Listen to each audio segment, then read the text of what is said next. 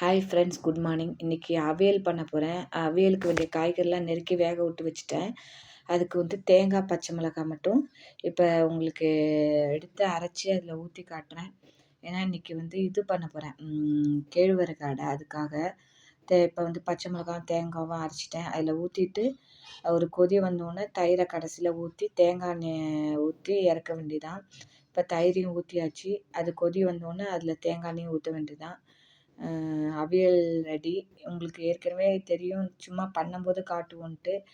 அதுக்கு அடை வந்து நான் நேற்றே ஊற வச்சுட்டேன். கேழ்வரகை வந்து நைட்டே ஊற வச்சுட்டு காலையில் பருப்பெல்லாம் ஊற வச்சுருந்தேன். அதுக்கு என்னென்ன கேழ்வரகு அடைக்கு வேணும், தேங்காய் எண்ணெய் ஊற்றுறேன். கேழ்வரகு அடைக்கு என்னென்ன வேணும்னா, ஒரு பங்கு அரிசி, கேழ்வரகு 1 டம்ளர், துவரம்பருப்பு, கடலப்பருப்பு, பயத்தம்பருப்பு, உளுத்தம்பருப்பு. பயத்தம்பருப்பு சில பேர் போட மாட்டாங்க, நாங்கள் போடுவோம்.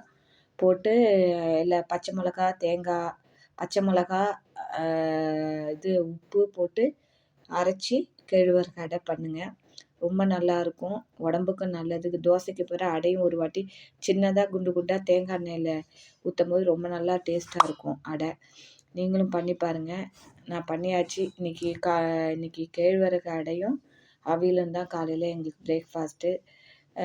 பிடிச்சிருந்தா லைக் பண்ணி, ஷேர் பண்ணி, சப்ஸ்கிரைப் பண்ணுங்கள் ஃப்ரெண்ட்ஸ். Thank you friends. பாய்.